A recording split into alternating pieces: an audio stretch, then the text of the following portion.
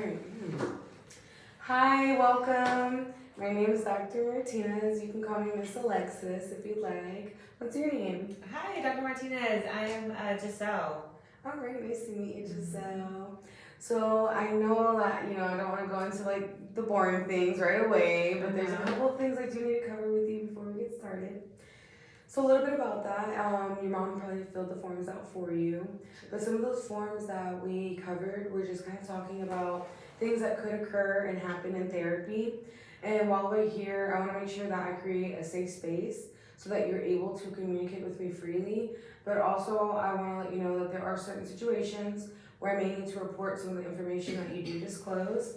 However, you are above the age of 12, so you're 14. So there are some things that you're able to make decisions on yourself, things you can share with me that I don't necessarily need to share with your parents, and I can ask for your consent. Okay. However, if we get into any subjects, that may lead on to maybe any type of abuse, whether it's elder, child, past, or present, those are things that I would have to do called mandated reporting on. And those are things that I would let you know ahead of time, like, hey Giselle, it sounds like, what you're about to disclose, maybe something that's reportable, and then we can proceed with what makes you feel most comfortable. And then as well as consent, and, you can withdraw consent at any point whenever you feel like maybe this therapy may not be working, or if something happens, you have rights to. And I just want to let you know that whatever you're saying here stays in here, as long as it doesn't fall into that other threshold.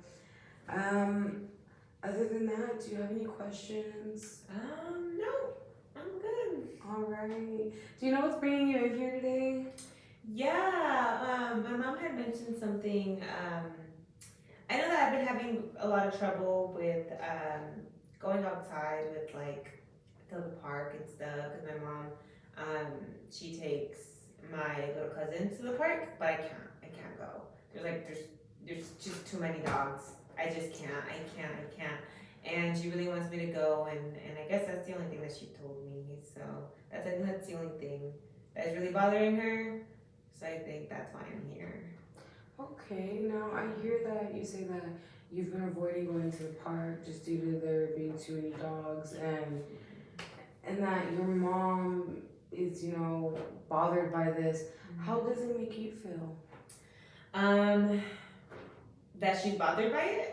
Yes, in general, but not just that. Like, how do you feel about your situation with avoiding the park and there being the dogs? Yeah, so it makes me really sad that I can't go to the park with my cousin or my mom, because I love my cousin and I want to go hang out with them, but I just can't. I can't. There's too it's just the dogs. Just I can't. I get really anxious and just really scared. I don't want to be around them, and I'm scared that one's gonna pop out and bite me or something, and I can't even walk around the neighborhood with my mom either, because I'm okay, there could be neighborhood dogs and stuff, so it just makes me sad that I can't do that.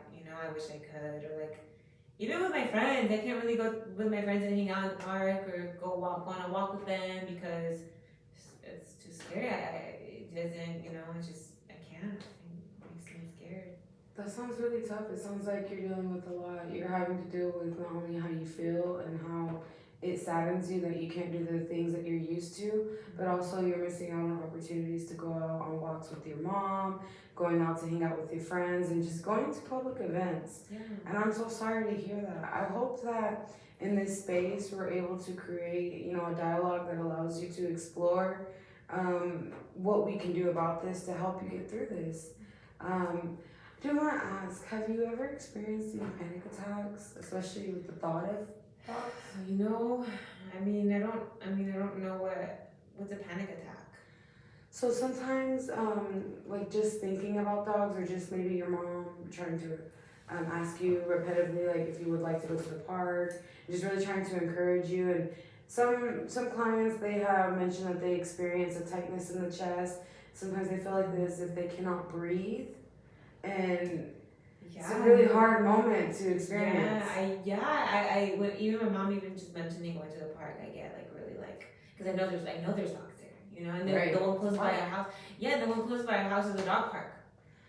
So I can't, like, she mentions it and I just like automatically just get like really like, it just feels very like tight here in my chest.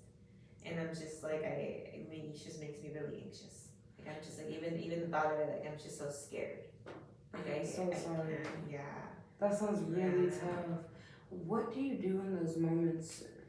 Well, my mom, like in the past, we've seen other people and they've told me to like try to breathe. You know, when like even the mention of it is brought up, I have to like I kind of, you know, like breathing extra. Those have really helped to kind of like get me out of like feeling so much in here. You know, and other than that, that's the only thing I haven't really like. I don't go. I can't. Okay, well, it sounds like the breathing has been helpful in assisting you temporarily in the moment. I would love to see if long term we're able to help you further beyond the breathing. I know how difficult this can be, just like you mentioned, just thinking about it, talking about it. And it seems like you're very aware of your triggers.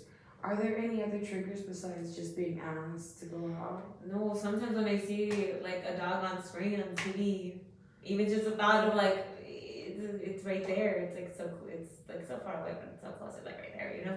So I just get very like even though and then I start thinking about it, and I'm like, okay, what if a dog were around me right now? Do you feel like sometimes you hear dogs bark? I mean, like imagine dogs barking. Just That's funny. No, I don't think. I think when I do hear dogs bark, I think they're actually barking. Because there's a dog park by my house. Yes, no.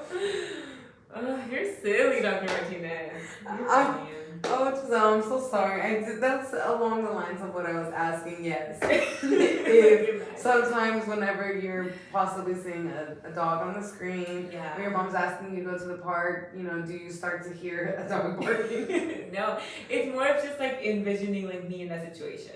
Okay, You know, okay. and I'm like even just the thought of being near a dog. It could be a little chihuahua. There's worse. There's the most aggressive ones. Really? Yes. And how did you learn this? Is this by personal experience? Yeah, actually. So when I was like, I think I was like 8 or 9, I had like a bad experience with a dog when I went to go over to my friend's house, and they had a little chihuahua, and they had a little big dog, and the little chihuahua came up to me and just started like barking at me, and it like actually like came at me. Oh my goodness. Yeah, and it like bit part of like my arm at the bottom, and I had to get stitches because it was like really big. I'm so sorry. That sounds and so painful and I get the small dogs away from me. I understand. He was just thinking about it right now. I'm just like getting so scared. I'm like, you got a dog in here, you know? Oh, I'm so sorry. That's so tough. I did actually make sure that all of my, decor in my room, made sure that it would not be triggering in any manner. Thank you. I know that sometimes when I purchase items, they can have cute little animated or animal photos. So I was very mindful and Cute until they start biting you. I agree. Yeah. And are there any other conditions that you may be experiencing besides the fear of dogs? Well, no, not really. It's kind of just like when I think about that, it's just the thought of them is just really scary, and I like have a lot of fear in me, and then I just start getting really anxious. And it's been happening since that time, since after that happened, after that incident. I just ever since then I can't. Has there ever been a moment since this first occurred that you have not felt a fear of animals or dogs? Well, no, I'm okay with animals, just dogs. Just the dogs. The dog. Yeah, I can't even. I'm glad there's no pictures in here because I can't even look at one because I start like getting like scared. It's like kind of like that. You know, some people are afraid of like holes. Yeah. A lot of little holes. That's me with dogs. Okay. Yeah. Interesting. And have you ever had thoughts of harming yourself? No, Dr. Martinez. No. The only reason I ask that is just in some situations where our clients are dealing with a lot of situations like this where it's come to a point of avoidance. That we have clients that have had these type of thoughts, and with you being so young, that is just something I wanted to make sure of that you were not having, so that I could assist you and make sure that you're well, because I know how much pressure this is and how tough this can be on you, especially mentally. Yeah, no, I've never, that's never, I'm just, yeah, no, that's never been something that crossed my mind or anything. Yeah, I get really like anxious and fearful when it does suck. It sucks. It's like not being able to go with my mom to the park. It sucks not being able to go and walk with my friends. Sometimes my friends have birthday parties at the park, but I can't go because it's just, I cannot. It's just too scary because I know there's gonna be dogs there. I just can't do it. And it's, I want to be able to do that. I want to be able to do that. I don't know. You say dog, I test up. Right. And that is completely understandable how you feel so valid. I would be completely scared of dogs as well, as given the situation you've been in. Could you think of a time where you were trying to work up the courage to go to one of your friends' birthday parties, and could you tell me how that went? So, yeah, there was actually one time recently. My friend, she was turning 15. She's a little bit older, right? She was turning 15, and it's her 15th birthday. She was gonna go to. She was gonna have a quinceañera. Do you know what a quinceañera is? Yes. Yeah, she was gonna have a quinceañera, but it's gonna be like in a rancho in the, and I was gonna like my family did go, and I actually, I did end up going because I didn't think there was gonna be any dogs. Like I was like, okay, it's gonna be outside, it's gonna be horses or something, But no, there ended up being a dog, and I remember I fainted. Oh my goodness. I fainted, and I felt so bad because it's like my friend's birthday, But it's like no, and then they had to take me out of there, and I ended up in the hospital because they had to it was just really bad. Like I kind of blacked out and I fainted, and I was so scared that it was the dogs that were there. I am so sorry to hear that. So bad, so Oh bad. my goodness. And when you did come to and realized you were in the hospital, what was the plan after that? Were you able to receive any services? I know you mentioned that you've seen other providers. Yeah, I did see them.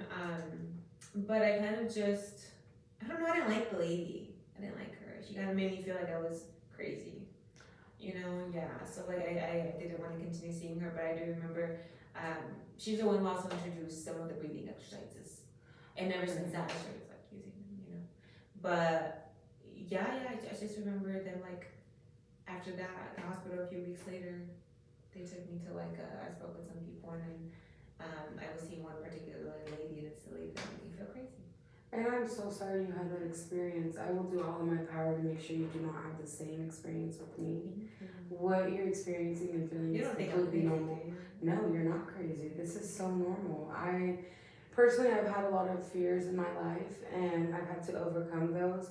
It's taking a lot of exposure and just practice in certain situations to overcome those. I have no doubt in my mind that you have the power and tools and capability to overcome this fear. And I can't wait, to work with you further to see you come out on the other side. And no, we won't get too crazy, but maybe we'll be able to see a picture of one of the dogs. And you don't have one here. No, not today, not today. Okay, yeah, that was scary. Of course, being that this has impacted your relationships with your friends, how has it affected your family relationships? I know you mentioned that you can't go on walks with your mom. Yeah. What about the rest of your family? Well, my dad, he's always working, so he's never really home. But I have, I'm the only child. Okay, Yeah. So my cousin is my only, that's my closest. That's the closest thing I've got into a sibling.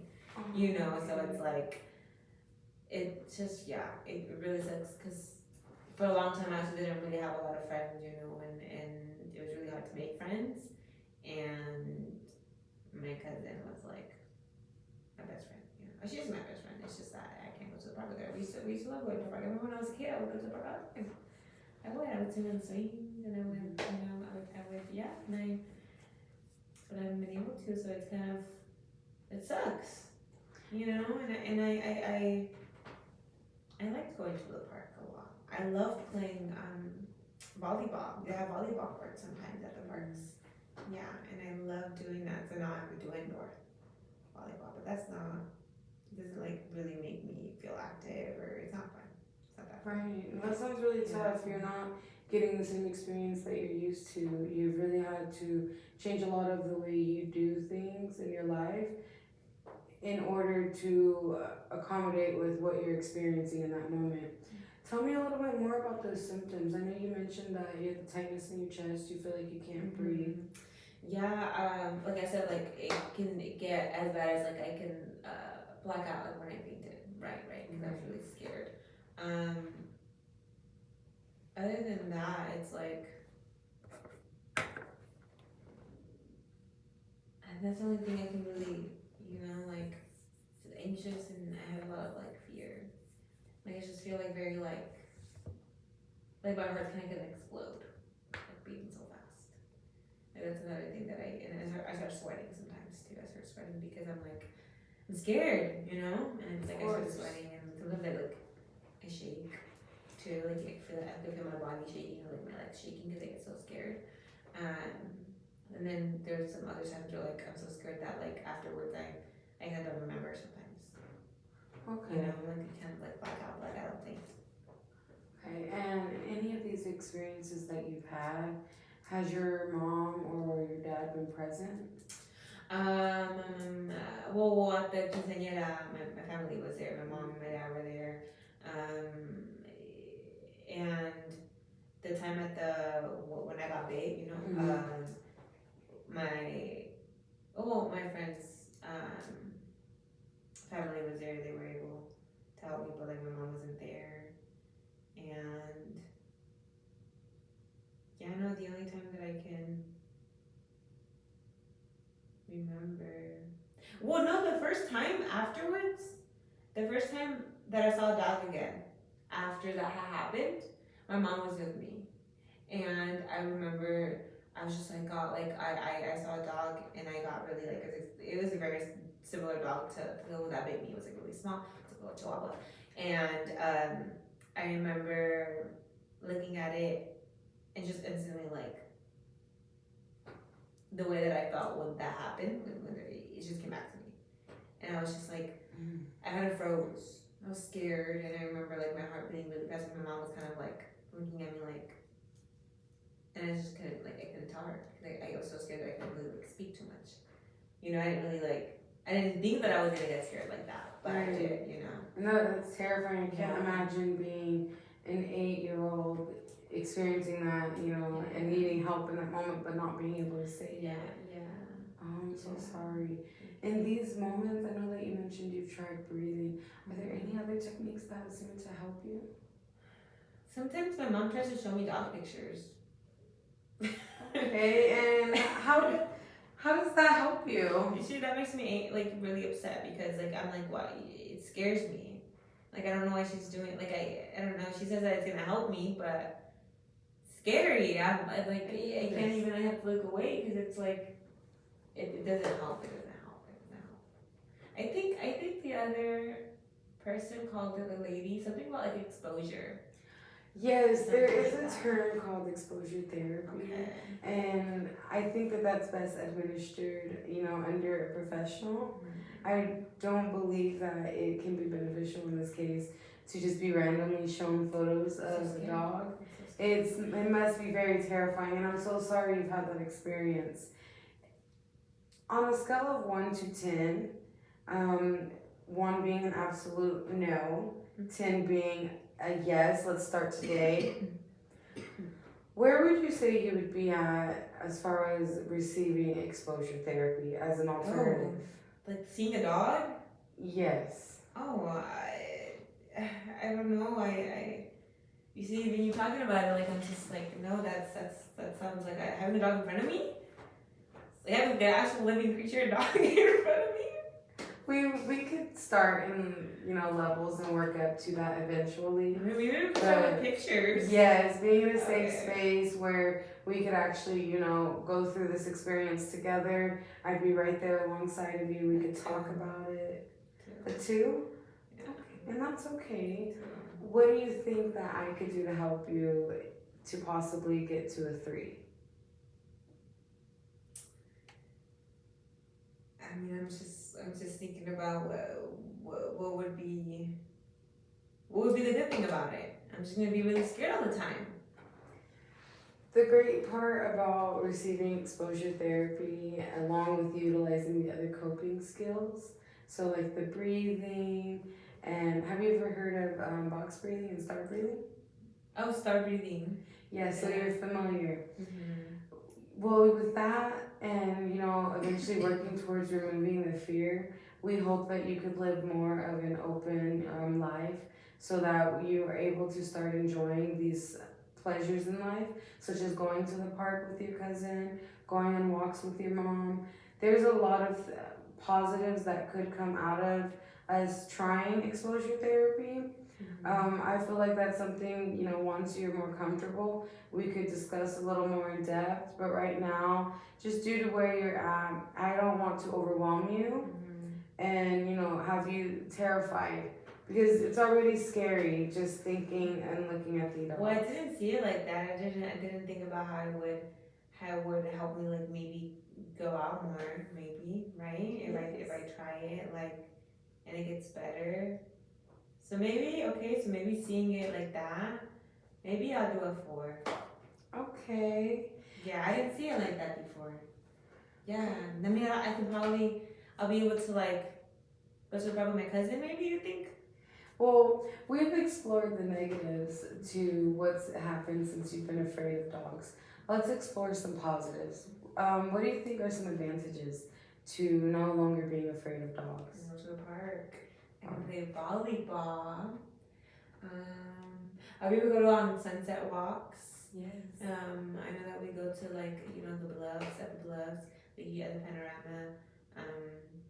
We go and we like hike and stuff. I haven't done that since that happened, and because there's a lot of dogs there, I could do that again and like see the sunset or like the sunrise.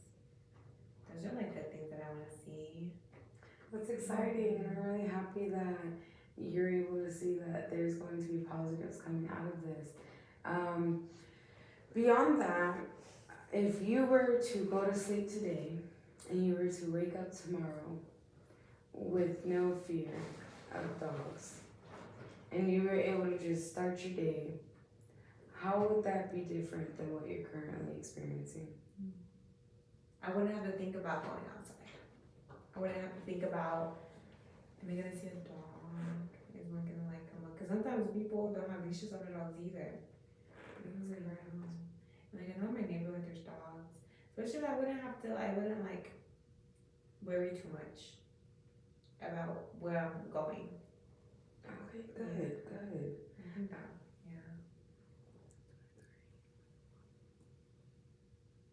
yeah. Have you also noticed that there's any patterns to your fear? Like, are there certain locations or things that you're doing?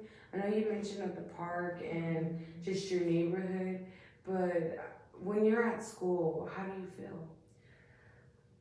Well, usually like there's not a lot of dogs at school, so it doesn't, like sometimes when we're in class and we watch like videos because the teacher plays videos, when we have like free time or break time and stuff like that, or sometimes I stay inside during recess in the classroom, because I like hanging out with my teacher, but other students would be playing like videos on their computers, and she would be playing a video and it's like they had dogs in it. I have to like step outside. I have to leave. Okay. I can't be in the same, like that's just it scares me. I understand. Yeah. So it sounds like at school, it's kind of the one place you can kind of be without having to worry and think so much about seeing a dog. And you also mentioned that your teacher allows you to stay in for recess. So that tells me that she is aware of your fear with the dogs. Yeah. And how do you feel your teacher supports you? Well, I don't know. I mean, I never really thought about it. How does she support me? I know you did mention that whenever there are dogs playing on videos in the background with the other students, she allows you to step out of the room. That's because I'm there during recess. But no, now that I think about it, yeah, when I would be in class and they'd have to do like, she'd play a video but she knows that there's dogs in it, she like kind of like tells me beforehand, and so I can like step out, but she's okay with that. So yeah, no, I feel like she doesn't think I'm crazy. I don't think so. That's good. I'm really happy to hear that. And I'm sorry that, you've experienced someone making you feel as if you're not sane. I think what you're experiencing is completely normal. And going forward, I would like to ask, what are some of the things that we could work on today to start this process? Well, you mentioned that the exposure therapy, I think is what you called it. Yes. Little things like we could start with that, like a little. I would be open to it if it means I can go to the park and then you watch the sunset with my mom, and yeah, I'd be open to that. I'd be more open. Okay, perfect. And how do you feel? I know we mentioned just thinking about a dog. Have you ever read a book about a dog, and how does that make you feel? I used to not be scared of what's his name, the big red dog. Clifford the big red dog. I used to not. He's red, right? Yes. I used to not be scared of him. I used to really like that story. I did, but then like that happened, and I was like a little girl. Yeah. So no, I don't want to read any. I don't go out of my way to read those books. I completely I understand. like cats better. Cats. Oh, cats. Oh. Do you currently own any cats?